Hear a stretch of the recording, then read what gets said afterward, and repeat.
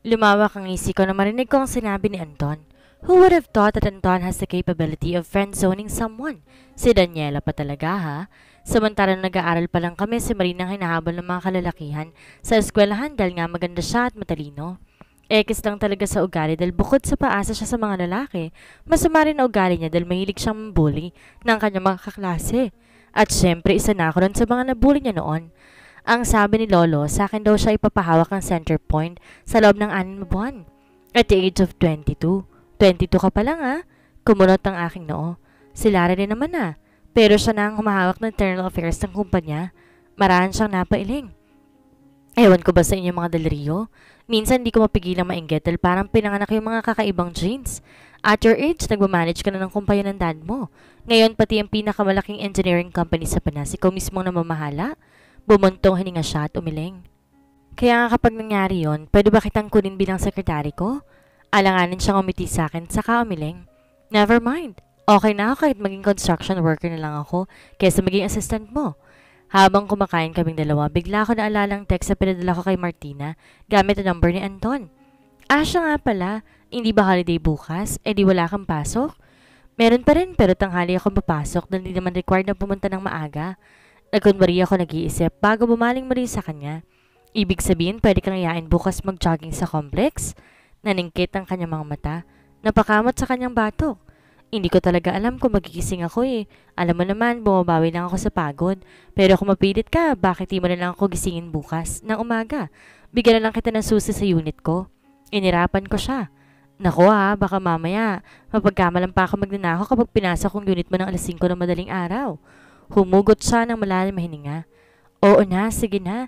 Sasama na nga kita. Kung bakit pa naman kasi, ngayon ko pa nakaisip na mag-jogging bukas. Ayos naman katawan mo ah. Gusto ko maging physically fit, Anton. Mas makakatulong sa sistema ko, lalo na kapag nagsimula na ako magtrabaho sa center point. Tumango na lang siya at saka pinagpatuloy ang kanyang pagkain. Sa isipan ko, hindi ko mapigilan ang aking sarili mapangisi. Inihatid ko siya sa pintuan sa labas. Pinabaunan ko pa siya ng sobrang ulam para initin na lang niya yun bukas. Akmang isasara ko pa lang ang pinto nang dumating naman si Jayden. Hindi ko alam kung nagkataon lang ba yun o kanina pa siya roon at naghintay lang ng pagkakataon para magpakita sa akin. Anong ginagawa mo rito? Tanong ko agad pagkahinto niya sa tapat ko. Daniela, let's talk. Wala tayong dapat pag-usapan. Magmula nung iwan mo ako tapos na tayo. Akmang isasara ko ng pinto nang bigla niyang iharang ang braso niya at bahagya akong tinulak papasok sa loob. Pagpasok namin agad niyang nilakang pinto at hinawakan niyang aking balikat. Saka ako hinila palapit sa kanya at saniel ang pasok na halik sa labi. I was caught off guard of what he did. Di ko man lang naisip posible niyang gawin yun sa akin. Maraming buwan ang lumipas at sa mga lumipas na buwan na yun, walang humalik sa akin. I never thought that we'll kiss again ever. Kaya medyo bago sa akin ang gandong pakiramdam. Madali akong madala lalo na kapag ganito. Aminado naman ako na mimiss ko siya. Ang amoy niya, ang malambot na labi niya, at ang mabango niyang hininga. Lahat ng ito'y pinangarap kong muling madama. Kaya hindi ko alam kung dapat panghayaan ko lang siya sa ginagawa niya o pigilan ko siya dahil unang-una. Wala naman kami relasyong dalawa kaya bakit niya ako hahalikan? Pangalawa, ex ko siya. Sa tingin ko, hindi tama yon. Ang ikatlong rason ang bahagyang nagpakirot ng puso ko. Yun ay dahil sa pagkakaalam ko'y may dinidate siyang babae. Bago pa man ako tuluyang madalas sa init na naramdaman ko, humawak ako sa kanyang balikat at saka tinulak siya palayo. Ano ba? Sigaw ko sa kanya. Umingal akong humarap sa kanya. Nandito ka na naman? Ano na naman ang kailangan mo? Kinagat niya ang kanyang ibabang labi at malungkot at tumingin sa akin. Ikaw ang kailangan ko, Daniela. Ikaw lang. Sa totoo lang, gusto ko na namang tumawa sa harapan niya dahil sa pinagsasabi niya. Kailangan niya ako? Kung ganun, bakit kailangan niya akong iwan noon? Bakit? Palpak ba ang pinalit mo sa akin kaya ngayon bumabalik ka na? Kumunot ang kanyang noo. Pinalit? Wala akong pinalit sa'yo, Daniela. Kahit naghiwalay tayo, hindi ako humanap ng iba. Ni minsan di ko sinubukan tumingin ng ibang babae. Dapat sa puso't isip ko, ikaw lang gusto ko.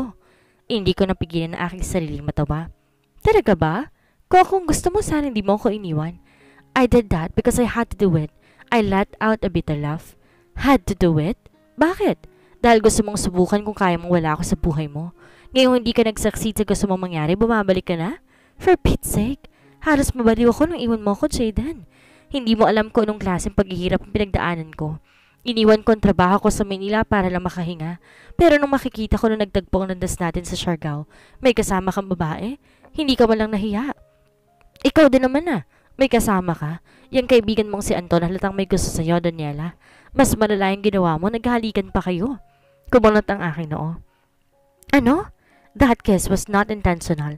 You know that at isa pa. Di naman yun big deal sa amin dahil di yun importante. Anton is just a friend. He scoffed. Really? Halos hindi na nga kayo magkahiwalay dalawa eh. Because we've gotten close.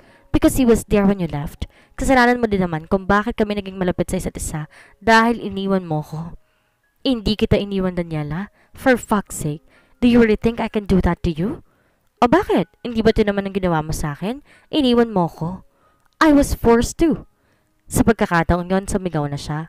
Napatigil ako na marinig ang sinabi niya.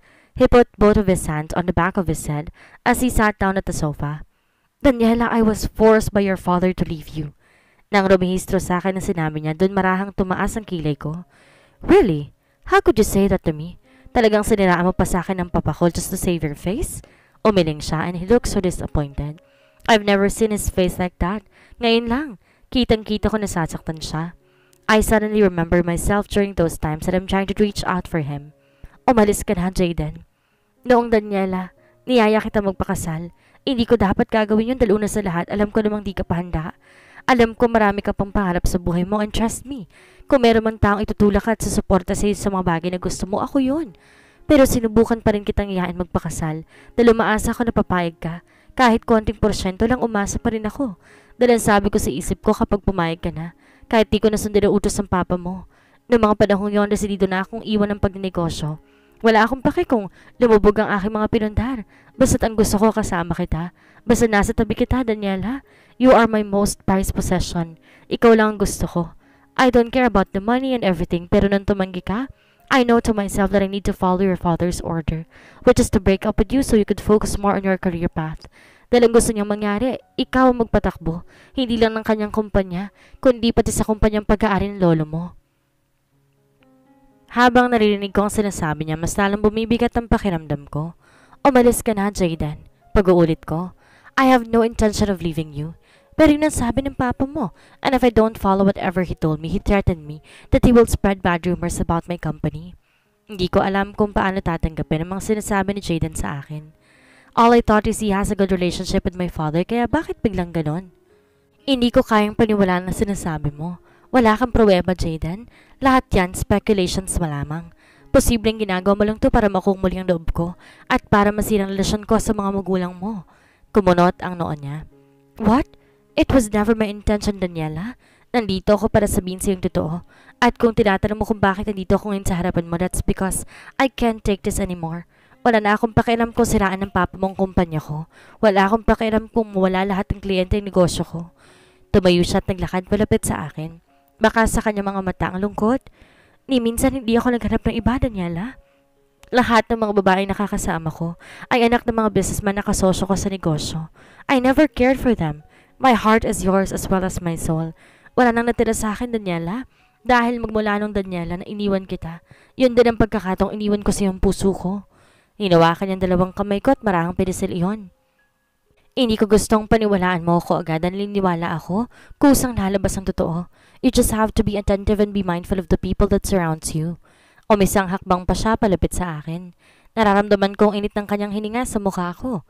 Kung dumating ka sa puntong alam mo na ang totoo at gusto mo akong puntahan, alam mo kung saan ako matatagpuan. I will stay at the lake house in Siargao. I'll be waiting for you there, Daniela.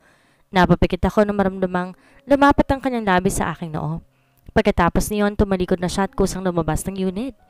Ilang minuto ako na natiling nakatayo doon bago ako natauhan. My initial reaction is I want to run after him. Gusto ko siyang habulin at yakapin at sabihin huwag siyang aalis. Pero kung totoo man ang sinasabi ni Jayden tungkol sa pag-uutos si Dad sa kanya, na gawin ang bagay na yon, kailangan kong mapatunayan sa aking sarili na totoo nga ang sinabi nito. In short, I have to investigate about it myself. Halos hindi ako makatulog ng gabing iyon. Kapag pumikit ako maya-maya, didilat muli ang aking mga mata. I was bothered by what Jayden told me. Mabuti lang talaga at walang pasok bukas, kung hindi, baka pumasok akong lutang ang isipan. Pagpatak ng 4:30 ng umaga, bumangon na ako sa kama para maghanda sa jogging namin ni Anton. Di pa rin naman nawala sa isipan ko ang plano ko para kay Marina. Pagkatapos ko magsipil at magbihis, tumabas na ako ng unit ang nagtungo kay Anton. Pupungas-pungas pa ito nung pagbuksan ako nito ng pinto. Pwede bang pass na lang? Sinamaan ko siya ng tingin. Pass? Pagkatapos mo akong pahirapan kanina para gawin yung plan, ngayon mo pass ka? Sumimangot naman siya at muli akong pinagsarahan ng pinto. Ang loo ko yun, di man lang ako pinapasa sa loob para doon ako naghintay. Dahil antok pa ako, umupo ako sa gilid ng daan at sumandal ako sa pader. May ilang napapadaan mo kung nalabas din para mag-jogging. Ilang minuto akong pinaghintay ni Anton sa labas. Muntik pa ako makatulog doon. Kung hindi pa nga niya ako hinawakan sa balikat, di ko pa malalaman nasa labas na siya. Kita mo, inaantok ka rin pala. Bakit hindi lang kasi natin next weekend to gawin? Dali-dali akong tumayo at nag-stretching. Hindi pwede. Ngayon dapat tayo pupunta at isa pa. May surprise ako para sa'yo na sigurado ko'y kasasaya mo. Naningkit ang kanyang mga mata. Wala talaga akong tiwala sa'yo kapag ganyan ang ginagawa mo. Tumaas ang kilay ko sa kanganisihan siya. Ikaw bahala, sabi ko, tsaka na maglakad patungo sa elevator. Wala naman siyang iba nagawa kundi ang sumunod sa akin. Tamang desisyon ko magsuot ng jacket. Napakalamig talaga sa labas. Hindi ko aakalaing sobrang lamig sa labas. Hindi pa man kami nakakalayo sa condo building, naramdaman ko na agad ang panginig ng aking baba. Inaliw ko na lang ang sarili ko sa pamamagitan ng pagtakbo na mabilis. Sanay ako sa ginagawa ang pamalayo ang takbuhan dahil sa training ko noon. Hindi rin naman nagpatalo si Anton. Sinabayan niya ang bilis ko. Bandang alas 5:30 na makarating kami sa plaza. Marami nagja-jogging doon. Agad kong inikot ang aking paningin para hanapin si Mama. Di nagtagal, nakita ko na ito. Nakaupo ito sa isang bench at talatang may hinihintay. Pasimple kong nalingon si Anton. Gusto mo ba umupo muna tayo? Tumango naman siya. Mabuti pa nga. Walang yaka, hindi ko alam nakakapagod pala to. Dahil sinimulan mong pagtakbo mo, kailangan mo nang ituloy yan araw-araw dahil kung hindi, sigurado ako mananakit ng sobra mga binti mo. Dinila ko siya sa bench, malapit kay Marina. Bago pa siya makalapit doon, agad niyang nakitang dalaga. Akmang tatalikod na sana si Anton nang hawakan ko kanyang braso, tinila ko siya, pabalik. O Marina, ikaw ba yan? Bati ko sa kanya. Kunot noong bumaling to sa amin ni Anton. Nang makita niyang hawak ang braso ni Anton, agad siyang tumayo. Masama ang loob at mukhang ganito. Ano yun? Naguguluhang tanong ni Anton sa akin. Nagkibit-balikat naman ako at nagpanggap na walang alam. Tara na, balik na tayo. Naantok talaga ako eh. Sabi ko na lang at mabilis na tumakbo pabalik ng condominium building. Kagaya ng inaasahan ko, tinadtad nga ng text si Marina si Anton habang pauwi kami ng kanya-kanya naming unit. Kasalanan mo to, Daniela. Kapag ako talaga hindi pa nansinan bukas sa trabaho namin, ikaw ang sisisihin ko. Mahina akong tumawa. Bakit? Ano bang ginawa ko? Gusto ko lang naman malaman kung pupunta siya eh. Gab, pinahiya mo yung tao. Uminto ako sa paglalakad at tumingin sa kanya. I know. That's my purpose of doing that. Dahil gusto ko siyang mapahiya sa akin. And I really think I did a good job there. Gusto ko lang maranasan ang ginawa niya sa akin noon. If he only knew how she spread fake information about when we're still studying. Kumunot ang noon ni Anton. Akala ko ba nakaganti ka na sa kanya? Hindi ba nung sinampal mo siya sa loob ng unit ko? Tumawa ako ng mapakla. Nakaganti. She made my 4 years in college a living hell. Tapos sa tingin mo okay lang yung isang sampal na nakuha niya mula sa akin? Come on, Anton. Revenge is not like that. Gagantihan ko rin siya sa loob ng 4 na taon. At kapag nag-enjoy ako baka pasobrahan ko pa. Daniela, you should not do that. Masaya ka ba na may galit siyan sa puso mo? Isn't it the right time for you to move on? Para maging maayos ang pamalakad mo sa kumpay ng lolo mo. Move on? Sinabihan mo ako mag-move on? Eh ikaw, yun nangyari sa tatay mo, di ba? Ikaw rin naman ang di makapag-move on? Marahan akong umiling. Kung nasaktan ka o naabala dahil sa ginawa ko, sorry. Pero kung utusan mo ako mag-move on, di bali na lang. Hindi ko kaya. Kasi ikaw hindi mo rin kaya. Practice what you preach, Anton. Baka sakaling magawa akong patawanin si Marina kapag nauna akong mapatawad ng uncle ko. Tumalikod na ako sa kanya at naunang pumasok sa elevator. Di na siya humabol dahil alam niyang masama ang loob ko sa kanya. Pagpasok ko ng aking kwarto, humiga ako sa red carpeted floor. Hindi ko naramdaman ang pagsisisi sa puso ko. What I did is the best. Lalo na kapag naalala kong itsura ni Marina kanina. Parang gusto ko na lang matawa. Agad nawala ang ngiti sa aking mga labi nang malala ko ang pag-uusap namin sa pagitan ni Jayden. Bumangon ako sa pagkakahiga. Inabot ang phone kong nasa kama. I scrolled through my contacts. Nakita ko magkasunod na pangalan ni Mama at Papa. Gusto kong tawagin ang aking ama para malaman kung totoo ba ang sinasabi ni Jayden pero hindi ko itinuloy. Bagkos, nag-text ako kay Mama para itanong kung may alam ba siya. But she told me na wala siyang alam dahil wala naman silang private communication ni Papa. Pinakuusapan ko lang siyang magsabihin kahit kanina ang tungkol doon. I am wondering how is she coping right now. Matibay ang paniniwala kung magkakabalikan pa rin ang mga magulang ko kahit na may girlfriend na si Papa na iba. I am sure in no time, maghiwalay din sila ng journalist na yon. Buong umaga, humiga lang ako sa kama.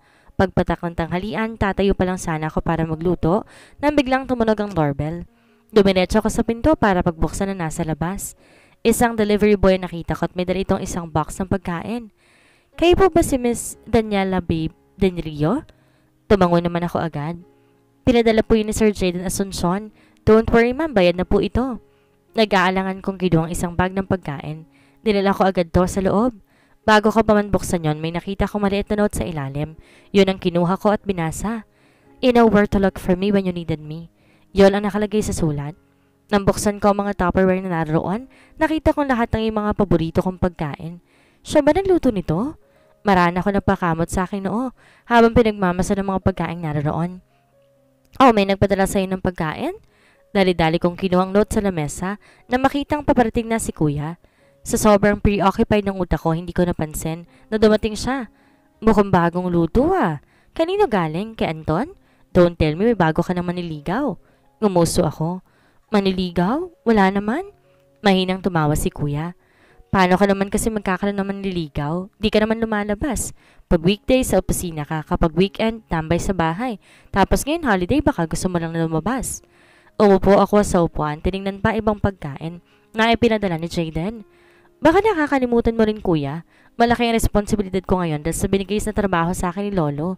Hindi ako pwedeng petics lang. He sighed. Kaya ayoko sa negosyo eh. Pakiramdam ko maaga akong tatanda. Umangat ang kilay ko. Bakit sa trabaho mo mukha ka bang di matanda? Amoy alcohol at betadine ka na nga eh. He smirked. At least amoy malinis. Lahat ng Tupperware binuksan niya. Mukha rin masarap yung pagkain kaya imbes na maligo, naunahan pa niya akong tikman ng mga pagkain na nasa akin pinadala. Kinabukasan, maaga akong pumasok ng opisina. Wala pa rin ang sekretary ko kaya wala akong kasabay sa pag-akyat sa itaas. Sa 7th floor ako bumaba ng elevator dahil doon matatagpuan ang opisina ko. Mauuna kong daanan ng opisina ni Papa. Malayo pa lang ako na makita kong bukas ang ilaw ng silid niya at ang liwanag, dumaraan sa siwang ng blinds ng kanyang opisina. Maraan ako naglakad palapit doon. Pagtapat sa pinto'y narinig kong meron siyang kausap sa loob. Are you sure not gonna tell your daughter about your plan, Eliam? Nang marinig kong pangalan ko'y mas lalo akong tumahimik. I know eavesdropping is not good but I have no choice at the moment. Curious akong malaman ko anong kanilang pinag-uusapan. I don't want her to see distracted just like before, Sabrina. My decision about threatening Jade and Asuncion to stay away from Daniela worked. That's actually my first step. Look what happened after that. Hindi ba't mas naging focused siya? I can see the full potential in my daughter when she's alone. And I think we can fulfill our plan once we get hold of the center point. Naningkit ang mata ko na marinig ang sinabi ni Papa. He wants to get hold of center point? Bakit? At ano yung planong tinutukoy nila?